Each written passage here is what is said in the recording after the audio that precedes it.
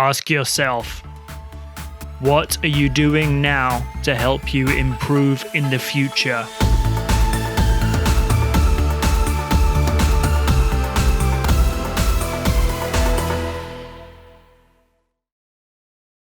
What is up, everyone? Welcome back for another video. This is episode 4 of the off season, the short series where I talk about different things I'm doing through this winter time where I'm not kayaking that much to get myself ready for spring kayaking, and things you can think about to hopefully take into your off-season kayaking time. So this week we've been talking about one of my favorite things to do when I'm not kayaking, and that is fitness. And I can already hear the groans of people clicking away from this video like, oh, I just don't want to, right? I like going kayaking, I don't want to work out.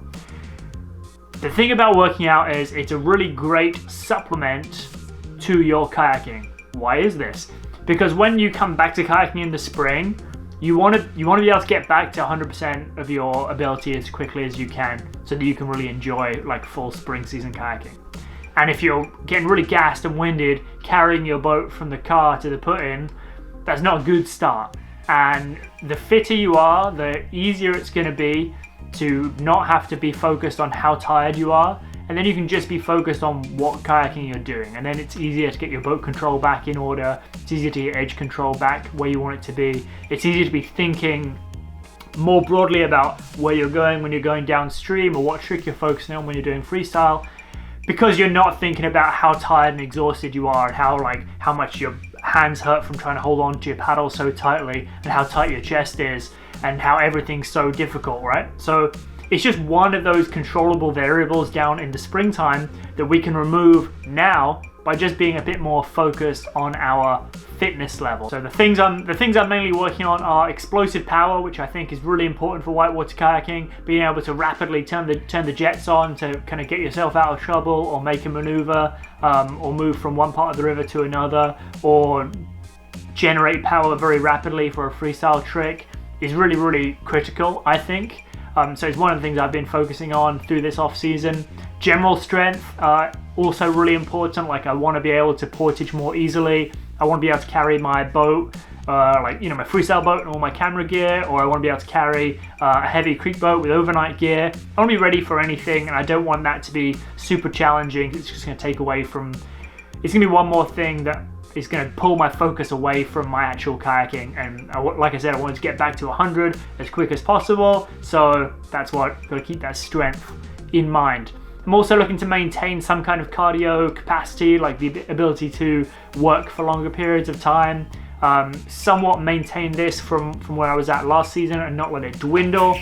And finally, I'm looking for some strength gains, hopefully in my gymnastic strength, in my kind of body awareness strength, in things like pull-ups and other gymnastic style movements where you have to keep tension throughout your body. And the better you can be at this, the more aware you are of where your body is and what it's doing and how you can pull muscles together to move your body, the easier that freestyle stuff's going to be down the line, when you have to move your body around your boat, or your boat around your body. So how am I achieving this? I'm in a very fortunate situation where I have a little bit of space in the house where I rent a room here in the basement.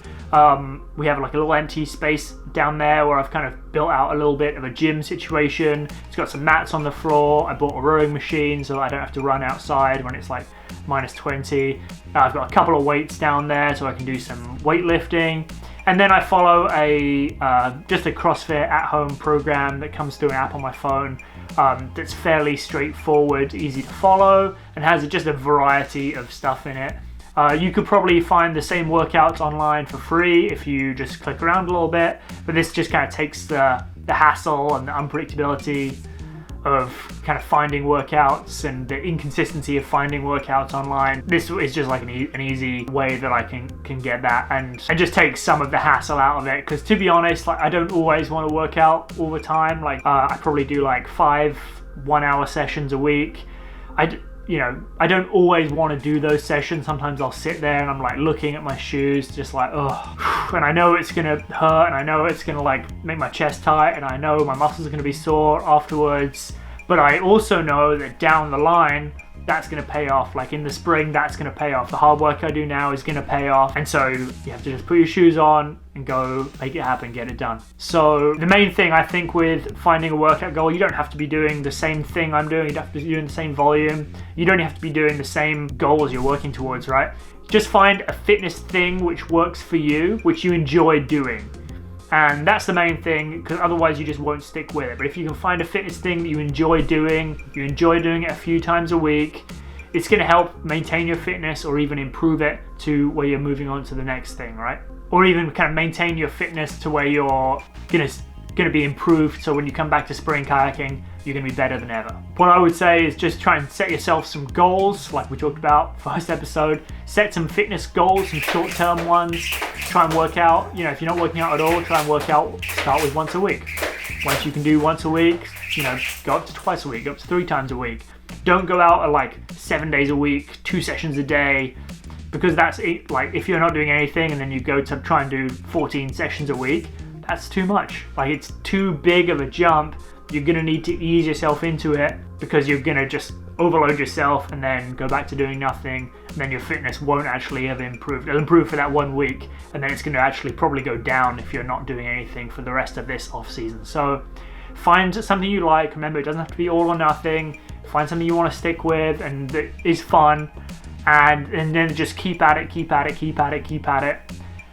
And remember, we're working now so that we're going to be better in the spring, right? And that kind of has to be for me, that's the overarching why for why I'm doing all this extra fitness stuff, is so that when I come back to spring kayaking after not having kayaked that much this winter, I'll be in a better position to get back to 100 as quick as I can.